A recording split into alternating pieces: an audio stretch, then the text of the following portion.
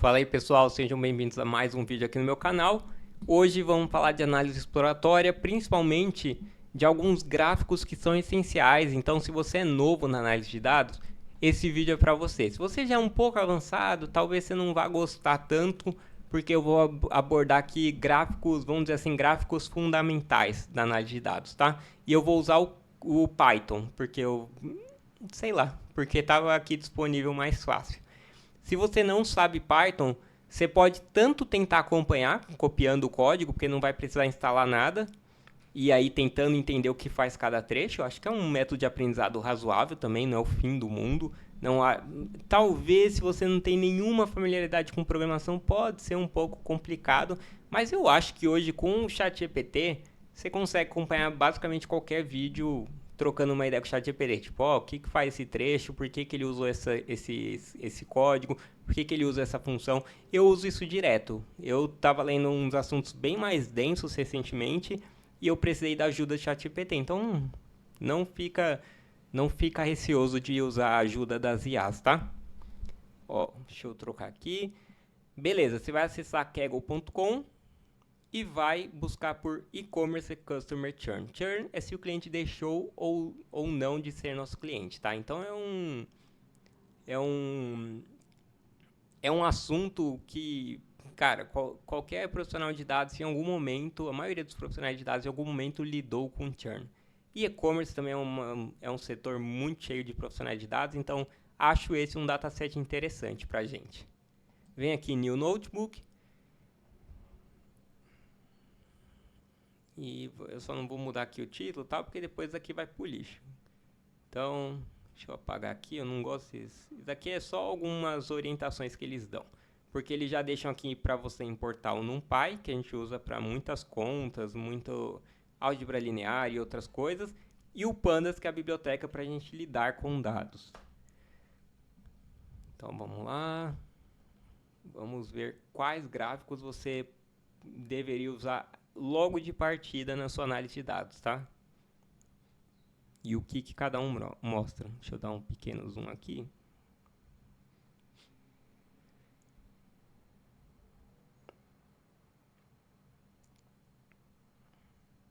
Beleza, tem vários datasets, eu vou usar só esse daqui, ó. Na verdade não são vários datasets, tem várias informações, mas é imagem, é alguma coisa acho que do modelo que eles têm, eu não tenho certeza. Mas enfim, vamos carregar aqui o nosso dataset, pd.read.csv e o nome dele, ó, se quiser copiar aí. E aí logo depois a gente vai fazer o head para ver as primeiras linhas. Então carregou o dataset com read CSV, ler CSV e depois olhamos as 5 primeiras linhas.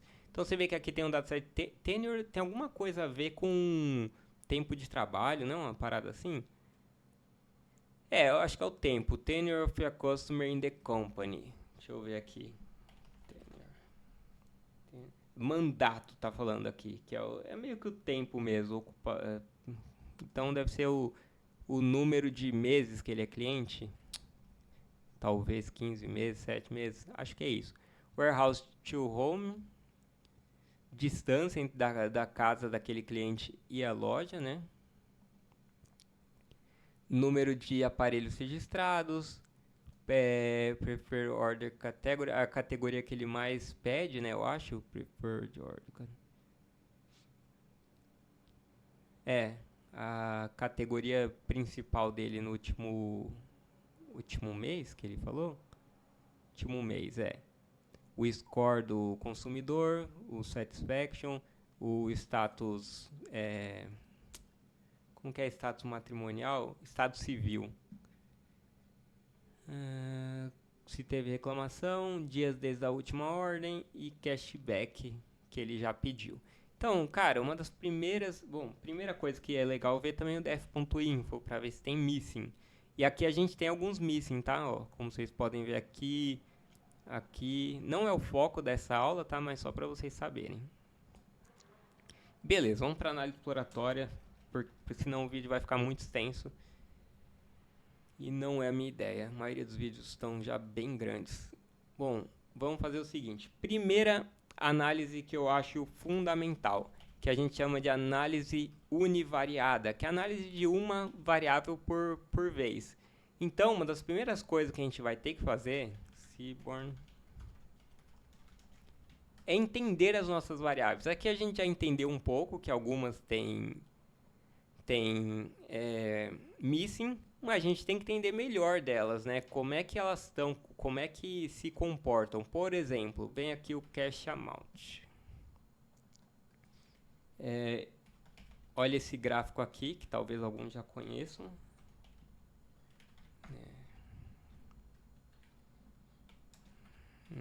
Color. Vou colocar red, vou colocar blue. Deixa eu fazer um esquema aqui para deixar os gráficos mais bonitos. Coloca assim, ó, plt.style.use ggplot. Porque aí vai deixar os gráficos todo no template do ggplot, fica um pouco mais bonito. Primeira coisa, vamos ver aqui o histograma. Opa, o que eu fiz de errado? Tá um ponto aqui, é vírgula. Aparece esses arrays aqui, essas coisas, você pode colocar ou ponto e vírgula no final, ou colocar underline e igual, que aí ele remove isso, tá? O que é o histograma, gente? Como vocês estão vendo aqui, deixa eu tirar um pouquinho o zoom.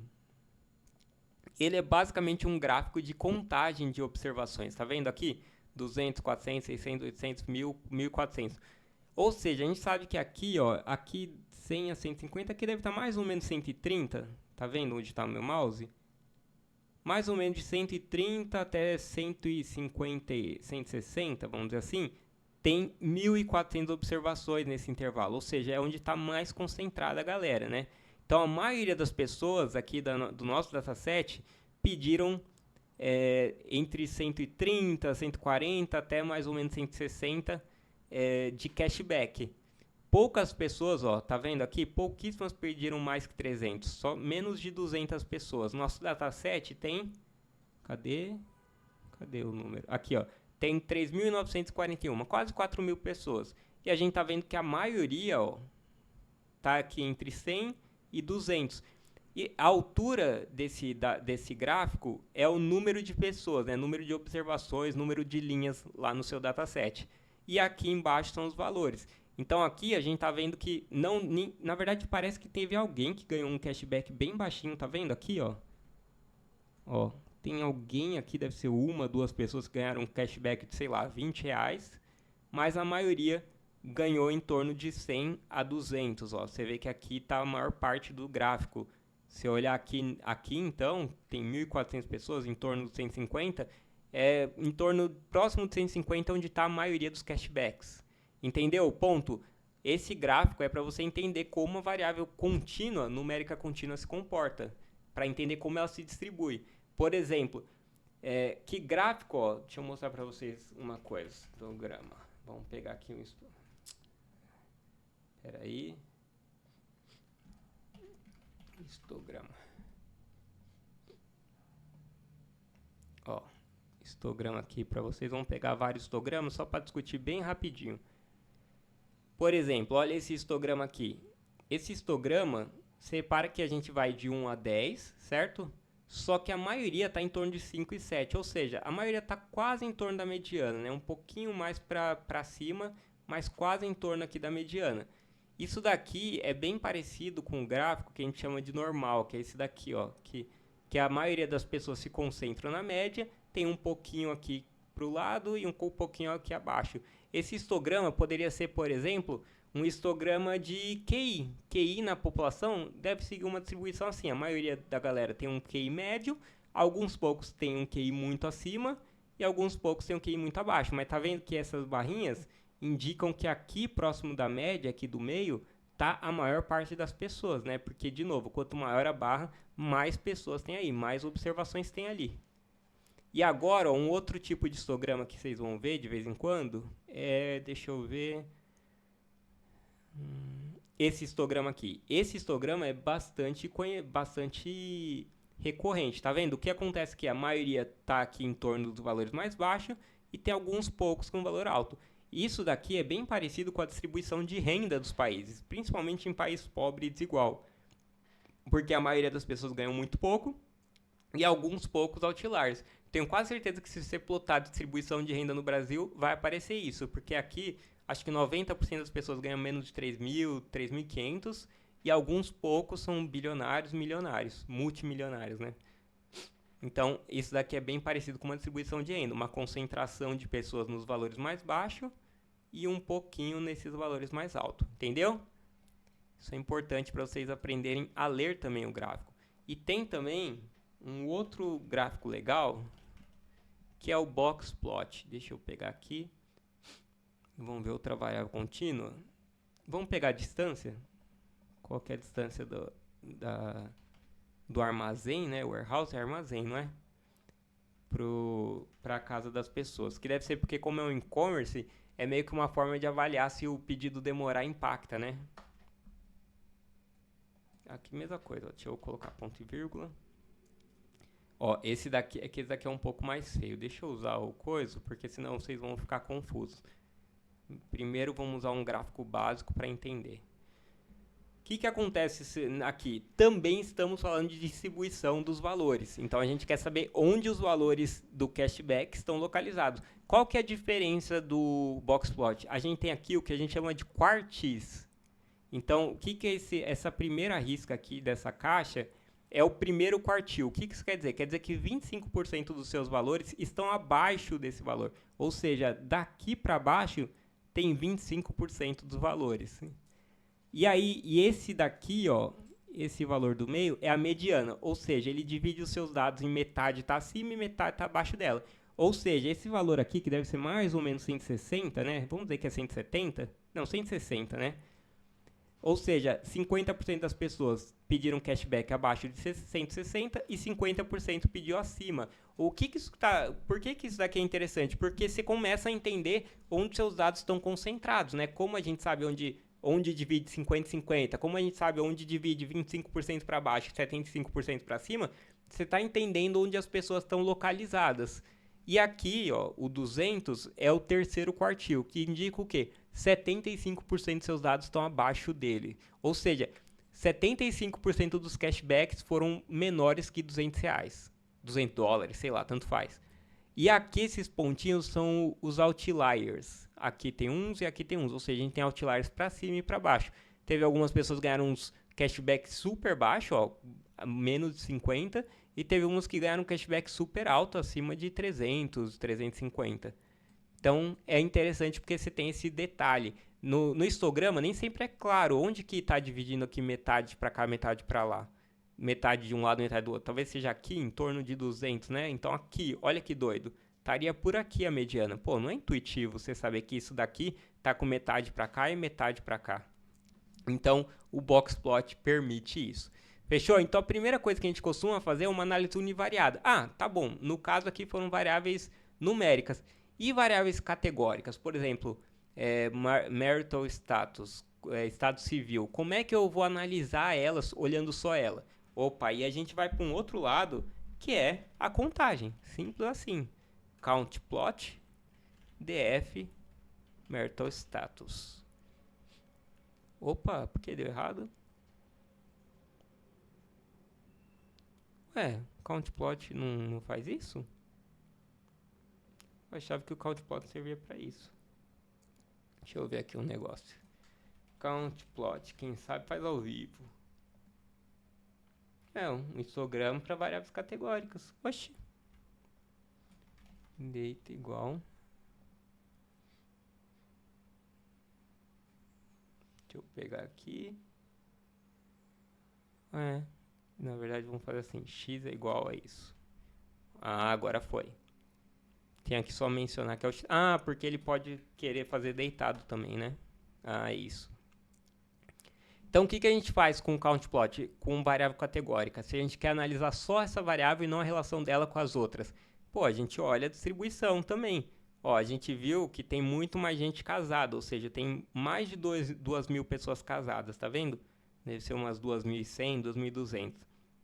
A gente tem pouco mais de 500 divorciados e pouco mais de 1.250 que estão solteiros. Ou seja, a maior parte da nossa população se concentra nos casados, mas a população solteira também é bem relevante para o nosso e-commerce. Beleza? Então, vou até colocar aqui, ó, para EDA, análise univariada. Essa é a primeira. E a segunda e última também, EDA, análise bivariada. Se univariada é de uma variável só, bivariada é o quê? Duas variáveis. E aí, como é que a gente analisa duas variáveis? Por exemplo, será que o montante pedido de dinheiro tem alguma relação com, vamos pensar aqui, com o tempo que ele é cliente? Parece que sim, né? Porque alguém que é cliente há muito tempo já deve ter pedido muito cashback. Vamos analisar? A gente pode usar um gráfico de dispersão. No Seaborn você pode chamar de Hellplot. Então, x igual a df tenure e y igual a df cashback. Opa, deixa eu ver como é que é cashback amount, né? Por quê? O que faz essa análise aqui, gente? E como interpretá-la? O que ela está plotando aqui? Em cada pontinho aqui tem uma pessoa. Então, aqui, ó, tá vendo esse ponto que meu mouse está circulando? Tem uma pessoa que ganha, olha aqui o valor, 150, que pediu 150 de cashback e que está 50 meses como cliente. Aqui, ó, tem uma pessoa que está 60 meses como cliente e já pediu um pouco menos de $300 de cashback. Aqui tem uma pessoa que tem mais de 60 meses como cliente, 61, 62, e pediu mais ou menos 300 de cashback. Então, cada observação aqui está plotando o valor que vai cruzar, imagina assim, vai cruzar as duas informações da pessoa. Ele vai pegar o tenure dela, por exemplo, 40, e ela pediu quanto de cashback? 50. Então, ele vai subir aqui e até o ponto que chega aos 50. Então, aqui estaria o cara que tem tenure 40 e cashback 50. Por que isso é interessante? Imagina que você tem, ó, duas variáveis que têm um comportamento muito parecidos. Elas vão formar uma diagonal. Na medida que uma cresce, a outra tá crescendo também, tá vendo? Tipo, na medida que, ó, aqui quando é um pouco menos de 100 e depois passa para 150 e ela continua indo nessa direção diagonal, é sinal de que essa daqui também cresceu. Ó, deixa eu mostrar para vocês aqui, scatter plot. Só para vocês também aprenderem a interpretar. Não adianta eu só passar os gráficos sem explicar, né? Ó, aqui é um bom exemplo de comportamento. Dá pra ver, né? Deixa eu ver aqui. Dá pra ver. O que está acontecendo aqui, ó? Na medida que o x está aumentando, o y também está aumentando, certo? Porque, ó, aqui quando o x era baixo, o y era baixo. Quando o x aumentou, o y também ficou maior. Então, você está quase formando uma diagonal. Não precisa ser uma diagonal exata. Pode ser uma diagonal aqui, pode ser uma diagonal aqui. O que ela quer dizer? Quer dizer que quando o x aumenta, o y aumenta também. Então, essas variáveis podem ter alguma relação. Não quer dizer necessariamente que elas tenham, mas pode ter alguma relação positiva. Quando uma aumenta, a outra aumenta também. Por exemplo, peso e altura deve ser algo parecido com isso. Porque a pessoa mais alta tende a pesar mais. Entendeu?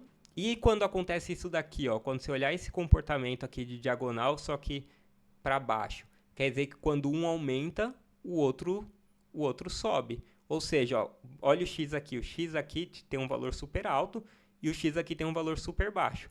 Quando o x tem um valor super alto, ó, o y é super baixo. Quando o x tem um valor super alto, o y super baixo, desculpa, o y é super alto.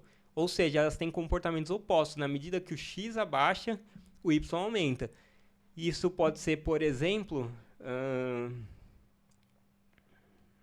temperatura e receita de um hotel no Alpe Suíço. Quanto mais alta a temperatura, menos o hotel vai ganhar de dinheiro.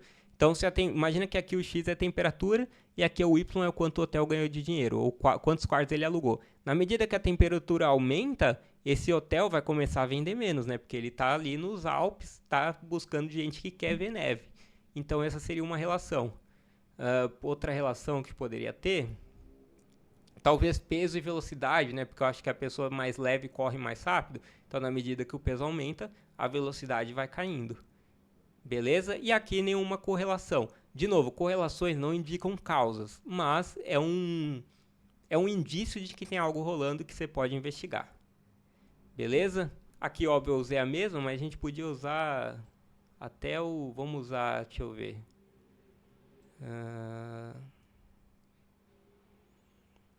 Cashback, dias desde a última. Vamos ver se a distância muda com... talvez a distância tenha relação com tenure. Vamos ver se tem. Não, aliás, isso aí foi já o que eu vi. Não, vi tenure com cashback. Ó, também não tem uma relação clara. Vamos ver se tem alguma. No nosso caso a gente não deu muita sorte, ó. Aqui não tem uma relação clara. Oh, meu Deus. Porque aumentou pra caramba o tenure, mas não dá pra ver que tá crescendo. Porque, ó, por exemplo, esse cara aqui tem 40 de tenure e 20 de distância até o armazém. Mas esse daqui também tem 40, só que tem mais distância. Então não parece ter nenhuma relação clara. Pode ser uma relação não linear, pode ser que tenha algum efeito, só que esse efeito é só uma parte do efeito. Porque pensa assim comigo, imagina que você ficar muito tempo como cliente tenha várias coisas que te fazem ficar. Tem o tempo de entrega, tem se tem o produto que você quer, se você está com renda naquele momento. Então um monte de coisa faz diferença. Então às vezes a distância até o armazém, né, o tempo de entrega, pode ter efeito em tenure, mas ele é tipo 20% dos efeitos. Os outros 80% são outras coisas. E aí você enxergaria mais numa regressão, algo desse tipo, tá? E um último gráfico aqui para vocês é quando a gente quer cruzar variável categórica, via a relação da variável categórica com a variável numérica. Por exemplo, vamos ver se o marital status tem relação com... Vamos ver o que a gente pode... O que será que pode ter relação? Na verdade, vamos pensar o seguinte. Vamos ver... por exemplo, reclamação tem a ver com cashback. Quem tem mais cashback reclama menos, porque está entrando dinheiro, né? Então a gente vai ver o complain com cashback. Cadê cashback?